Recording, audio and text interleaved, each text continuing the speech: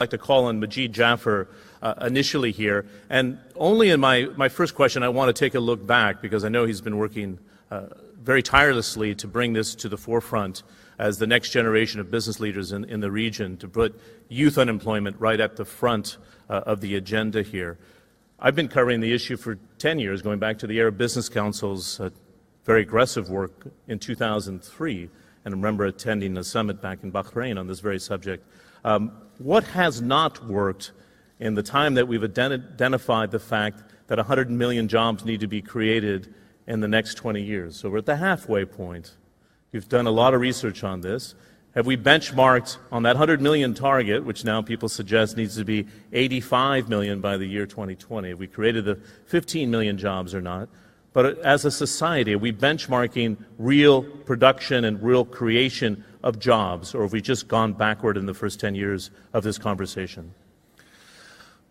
Thanks, John. Well, I think we haven't done enough, clearly.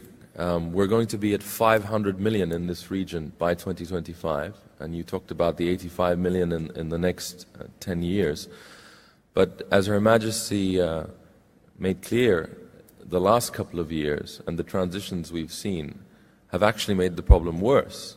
So what was a chronic problem that we've been talking about for the last decade in the region has now become an acute crisis.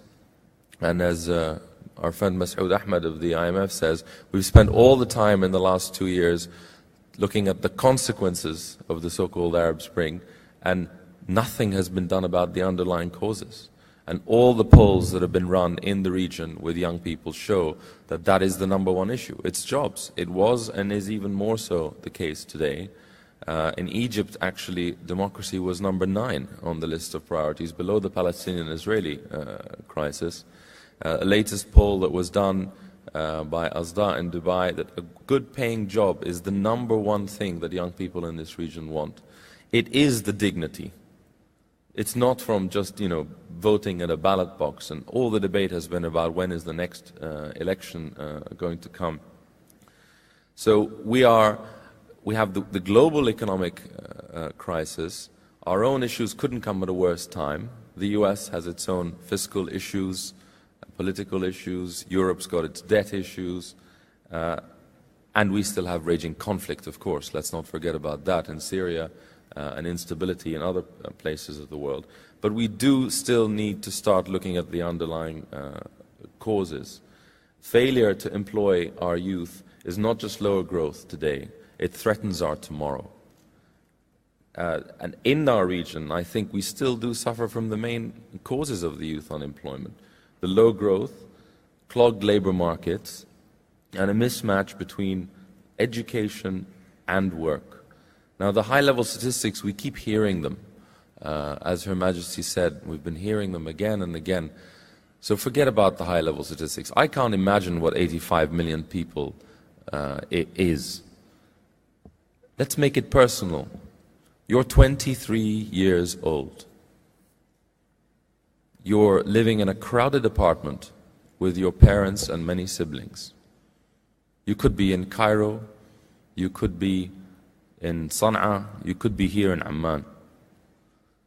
You haven't done anything productively since you finished education about 3 or even 4 years ago. You've had the odd part-time job, and other than that, you surf the internet. Try and feel that desperation. It's hard, because I'll wager most of the people in this room when they were 23 years old had a bright future ahead of them. And we're excited about it.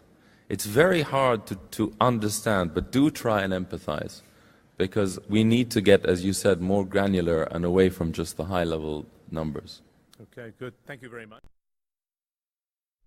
The big Marshall Fund effort that took place after World War II, and this marshalling of resources to tackle the problem of rebuilding of Europe. Right? So let's be blunt. I would say after the Arab Spring, this is almost the same requirement. And we're looking for the right vehicle in which to do this. So we've talked about a lot of different vehicles. The European Bank for Reconstruction and Development is going into North Africa right now to kind of redefine its role. The Arab Monetary Fund is discussed. African Development Bank is discussed. The World Bank, why create another institution? We have the International Monetary Fund there. Why don't they work in partnership, set up operations in North Africa to tackle this problem? So, Majid, I know you've discussed the Arab Stabilization Plan. It's starting to take shape here at the World Economic Forum. We've heard the pledges from Deauville. We don't need to recreate the wheel, but what are the best vehicles to say we can put funding in here, take the ideas that Mohammed and Ellen put on the table, Tarek says he's got this with Silitech, and set up a structure that's extremely efficient to identify growth areas and the best USP for a country. What's Morocco good at? What's Tunisia good at? What's Libya good at? What's Egypt good at? Apply that funding in a very direct way so we can move forward out of the theoretical into the practical. Thanks, John. Well, looking back at the historical example you gave, the US did what it did in post-war Europe with a political objective, which was to stop the spread of communism. Likewise, here in this region, regardless of what people think about Islamist politics or democracy or the changes that are taking place, everybody can agree that extremism and instability are our common enemy, and that the youth unemployment crisis is a major driver of that. Now, through the Arab Stabilization Plan, what we've been trying to do is focus on the infrastructure space, which is one of the key themes of this summit as well. This region, according to the World Bank, needs $75 to $100 billion a year of infrastructure spending. We're way below where we should be. If I can ask you here, which sectors specifically? You're talking about roads, trains, sewage systems? It's transportation, it's energy as well, it's telecoms. It's infrastructure in the widest sense, even as far as health and education, but more on the physical, not in the government services side. It's 5% of government spending in this region goes on infrastructure, compared to 15% in China. And infrastructure, I was hearing from the IFC yesterday, infrastructure spending in China is the biggest driver behind their growth. They have a fearless government that just invests regardless of what's going on in the rest of the world. And this is why we haven't seen another Tiananmen Square, in my view, and unfortunately why we're going to see many more Tahrir Squares. Now, looking at the possible impact, again, based on World Bank figures, every $1 billion could create 100,000 jobs, particularly in the oil importing countries.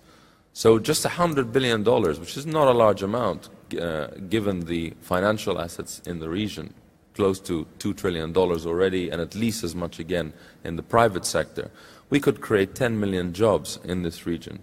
And that would be a game changer. Looking at the all that's required to do, trying to break it down, there's the short-term immediate fiscal support, and you've had the IMF loan discussions with Egypt and other countries and certain GCC countries trying to help, and you need to shore up. Without supporting the currencies, all bets are off. Then you've got the longer-term generational type reforms that are needed, which we've been talking about for the decade or so in SMEs and in education from KG all the way up, legal reforms, etc. But in the middle, in this 3 to 8 year period, we've got to make the transition in a stable manner. And the first thing to do is addressing inclusive job-creating growth. And in our view, the infrastructure investment is a major way to do that. We have the capital in the region, and the know-how is available in the West, not the capital today. There must be a way of marrying the two and enabling that. Good. Tarek, what would you think would be a good institutional structure to make?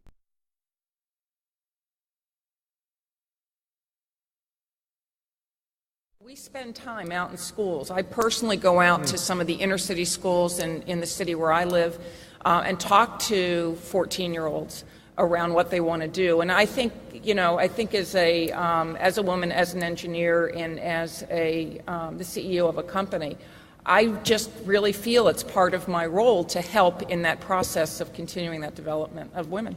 A candid American question. Were you ever called a geek when you were an engineer? Or no? Oh, totally. There weren't many women engineers when I graduated, I can tell you that. Can I step in on that, John? Because okay, I think Ellen is an inspiring role model on a global level. But unfortunately, in this region, we don't have that many.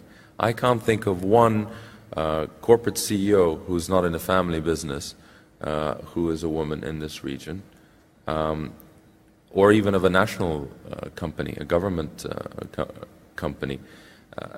And youth unemployment is over 40% on average for women in this region.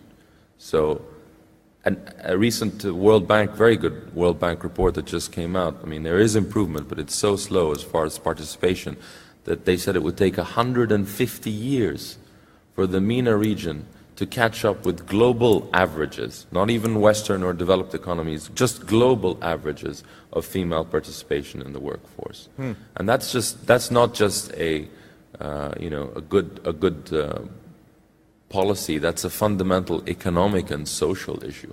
If we're not educating and enabling proper participation of our female population, we are cursing the education of the next generation because they are the mothers. We will never make real inroads on birth rates, which are the main driver behind the youthquake that we're facing today in this region. And we're stunting our growth. This is a wake-up call. We've got to do more on female participation. And it does start culturally, but also on the policy side. Good. My time I spent in Saudi Arabia, thanks. I think we've answered that question, which is good. It's amazing. The women can't drive in Saudi Arabia, but they're really good at their job.